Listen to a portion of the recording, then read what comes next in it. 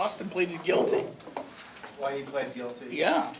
Well, so that's that is a fascinating issue, and we have so many other things to talk about. I won't go into any detail, but just very briefly, to us, the Boston Marathon bombing case is an active, deep state event happening right in front of our eyes. It's being missed. This fellow, not only did the two brothers have FBI connections, their uncle was married to the daughter of one of the top CIA officials responsible for strategy in Chechnya, Dagestan, all these countries. There are many, many issues. The government told us that they acted alone, that there were no Confederates, and yet he's under something called special administrative measures where he is prohibited from speaking to anyone, not to reporters, not to anyone else. He didn't seem to have any choice in who his lawyers were. His lawyers pled him guilty. They basically told him he had no choice. We are told by the family that they told him that they believed he was innocent, but they had no hope to be able to overcome this overwhelming public sentiment whipped up basically by the government. But anyway, it's an issue we could talk more about. Very, very important one. Okay, Les. The FOIA request in Florida about the Sarasota couple, the FBI documents, which wound up with a treasure trove of 80,000 documents being delivered to the court. Are you following this at all? The Florida Bulldog? Yes, the story we did that I referred to was a kind of like a partnership with Florida Bulldog. And I was just down there and just had lunch with the editor of the Bulldog. Basically, they've been very dogged in going after documents, which is a key thing. A huge trove, a judge, a somewhat sympathetic judge, has gotten a huge trove of documents that he's going through. And it's going to be very, very interesting to see what happens. But this, I just want to say, this whole issue of the need to demand documents, and by the way, the government is making it more and more difficult for us to get documents. Every year it gets harder. They find reasons, and the typical line they always use is, there's an ongoing investigation, and while there's an ongoing investigation, we can't give you things. Has the deep state been around since the beginning of this country?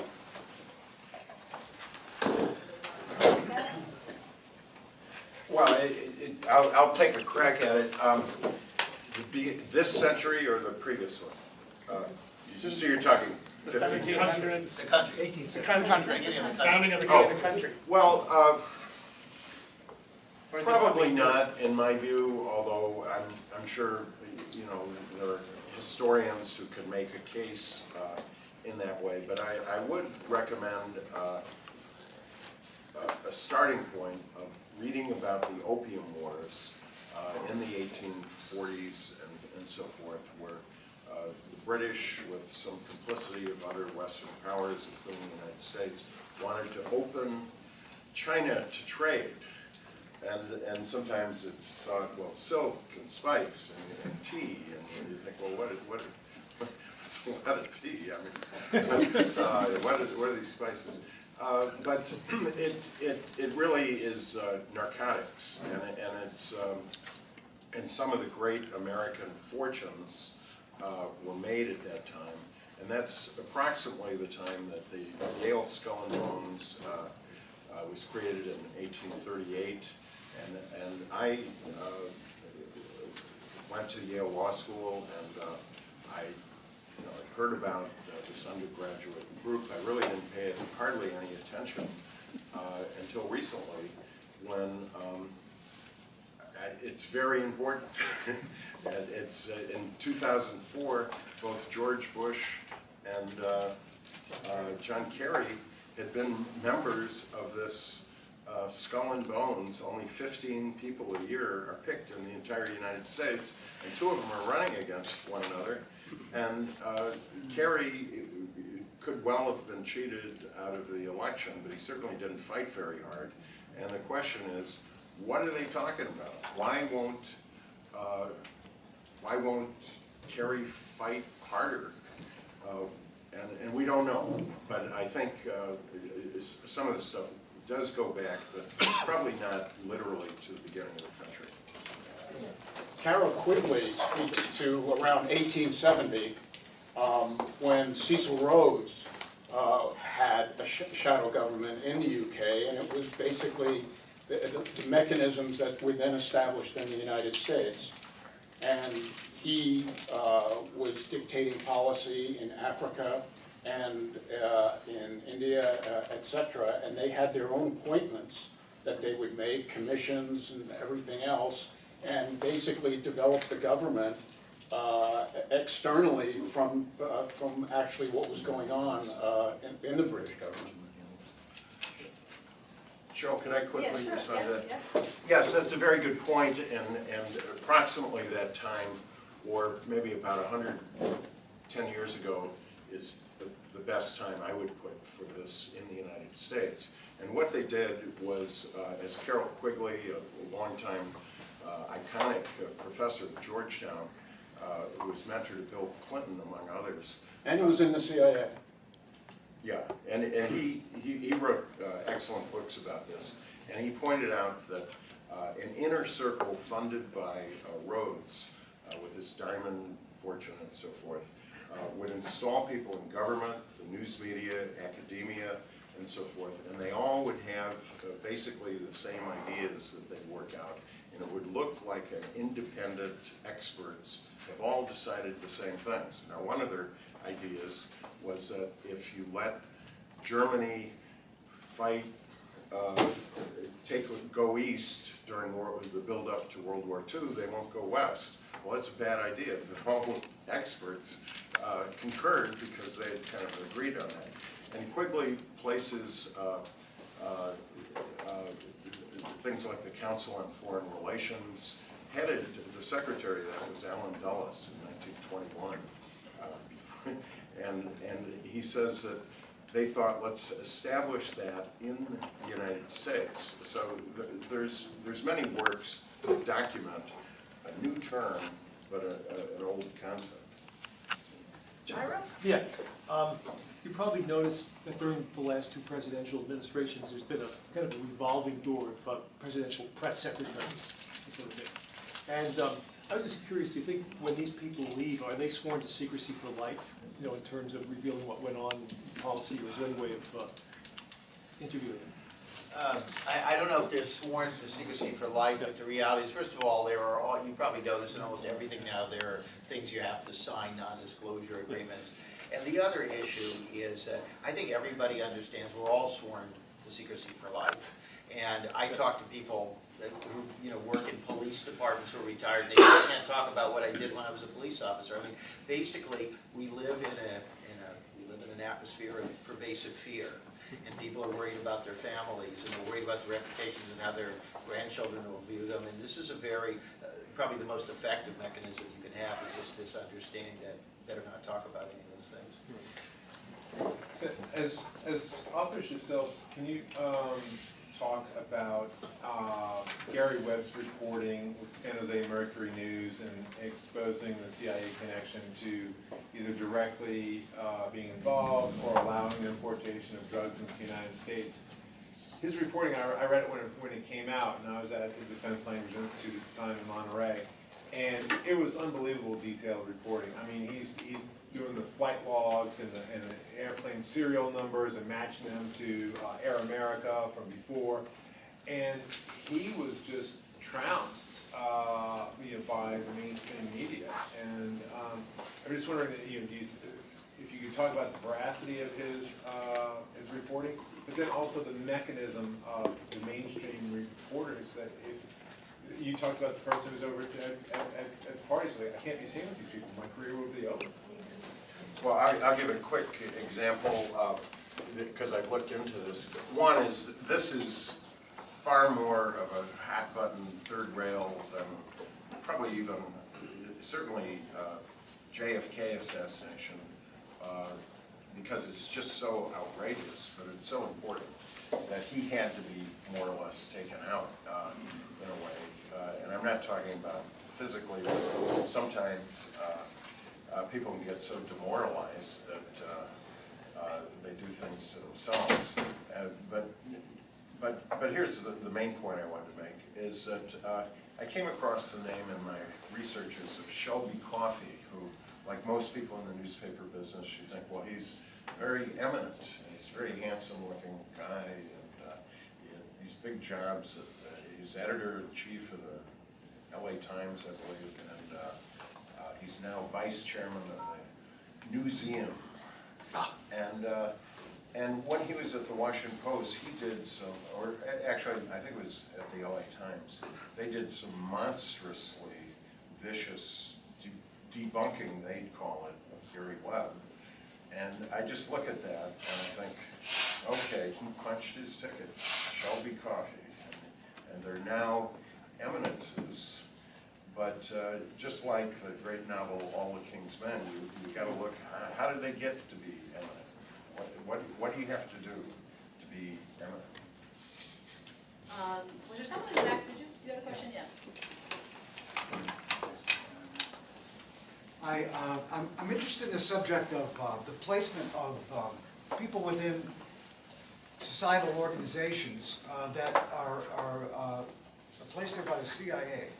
I was reading in Fletcher Prouty's book, way in the middle of the book.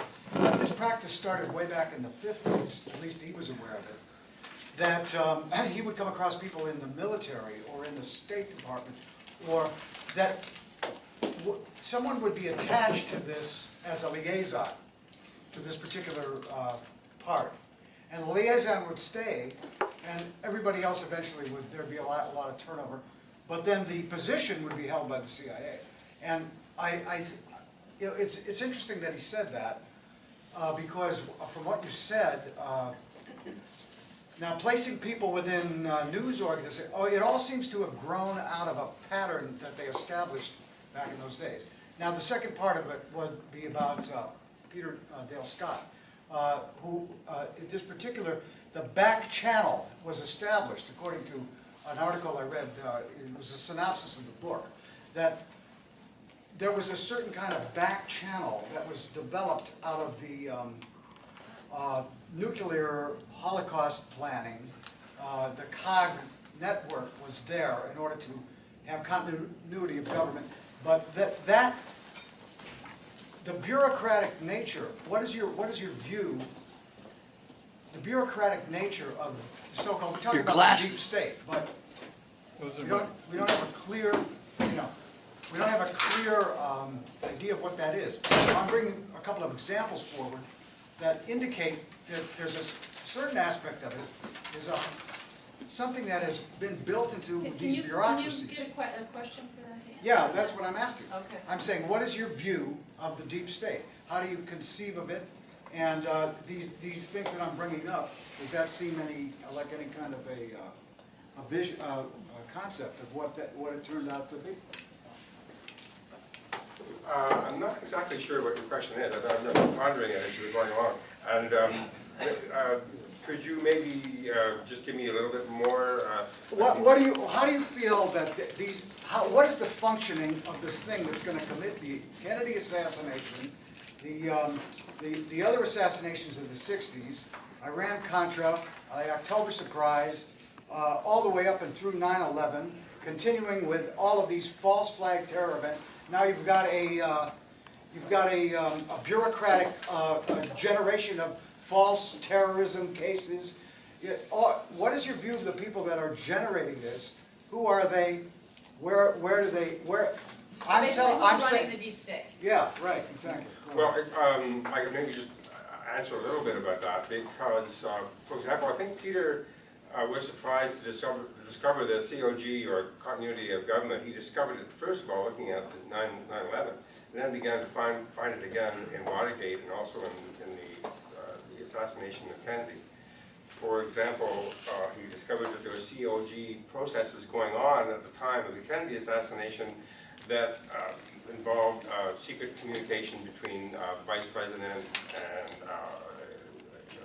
I think Hoover. I may be messing this up, but for sure they had a COG communications and authority going on that was following what was happening with the assassination, but it was all underground. It was all COG. It was never made public. Peter became aware of it, and it's still very difficult to find those files. But in other words, there was already a COG going on at that point. Now, in terms of 9/11, we know that Cheney went into the mountain. for what, 6 or 7 months. They had a whole communication going on after 9/11, like a completely alternative government that Peter's talking about. I can't imagine what kind of situation it was, but apparently the whole part of the mountain was removed to create this area for Cheney and the rest of them. So which again was all very COG, and also involving some of the same characters, like again, Cheney and Rumsfeld, who we see with back in Watergate. So I can't really go further than that, because Peter knows a lot more than I do about this. But I do know that those are the things that he's talked about. That first of all, the communication that was going on. For example, in terms of the continuity of government thing that was going on in Kennedy's era, it was unclear who they were reporting to, because they sure weren't reporting to Kennedy himself since he was shot. What Johnson was learning from it was unclear. So Scott was looking at that, or Peter was looking at it, and he was finding what was this alternative thing? Who was it for? What was it involving? It's a mystery in itself. If I may just add something, my sense, and I'm always grappling with this, and if you've read Family of Secrets, you know the whole book is about this kind of stuff. My growing sense is that the way to look at this is that it's not, don't see this as as a conspiracy or an occult thing or an evil cabal. You have to think of it as people who, just like you're all meeting here, they all meet somewhere else, and they talk, and you think you're the good people, and they think they're the good people.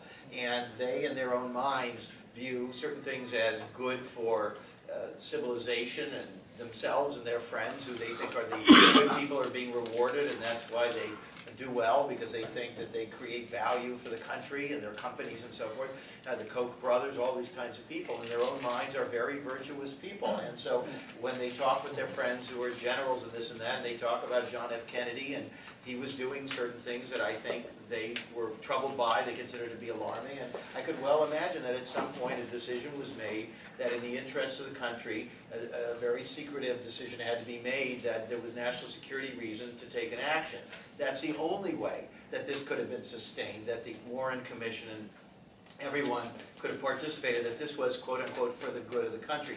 And I'm sure they put out things about Kennedy. We hear little bits about that he was a drug addict, that he was maybe having an affair with a Soviet agent, all of these different kinds of things. Whether they were true or not, these things certainly could have been used to build a consensus that for the sake of the country some kind of a change had to be made. And I think if you look at all of these events that way and don't see them as people doing something that they perceive as bad, but them convinced that what they are doing is something that is good and is necessary, and that they have to keep it secret. So just in terms of who these people are, would you say like the Council on Foreign Relations? It's the establishment. I mean, I don't know if any of you, Andrew lives in Washington, you know, they have these, every day there are these gatherings of these sort of think tanks, of these ponderous, professors. I've been on some of these panels sitting there, and people in the audience from who knows what asking arcane questions. And it's this giant complex. It's this huge teat everybody's sucking on, and this is how you get along. And through your career, the organizations you belong to, and these fraternal groups that millions of Americans are part of, it's in everything. It's in the nature of our society, really. And you probably know people, and if they know something, I mean, this happens to me as a journalist all the time. They say, listen, I know something, but I can't tell anything because my wife will kill me. They say, well, don't you love our kids? We're going to cause problems. I mean, we all have had that, right, in our own lives, where people say, don't make trouble, don't stick your head up, it's going to get cut off. And so it's the nature of the society itself. And at the higher levels, if you want to go to these schools, if you want to have tenure, whatever you do, look at John Jay. I mean, the place we're in, it's nice of them to have this conference, but I mean, I doubt there are that many people on the faculty here who talk about these kinds of things either. Yes. I have a question for Russ. It has to do with this Cy Hirsch supposed expose. It's a two-part question. The first part is when they did the hit on Osama bin Laden, the New Yorker came out with this huge insider report that they had the whole inside scoop, and you brilliantly countered that. You found so many holes within it. And so my first part of the question is anybody going back to the New Yorker and saying, hey, you know, supposedly all that's lies now, and you were acting like you had the big inside scoop. And my second part is that Sibel Edmonds has, in the last week or so, come up with a fascinating scoop that his is a total lie also, and it's just based on insider wars between Republicans and Democrats, and he is a witting asset to this of dispersing now a second lie. Okay, just very briefly, because I have so many things to talk about. I mean, at Who, What, Why, we did a bunch of stories right away saying that the scenario of how they bagged bin Laden was improbable. The first thing was when you have the most valuable intelligence, what's the right word? Target. Yeah, by the way, that's just them telling us that there's flooding outside, so it's not a nuclear war.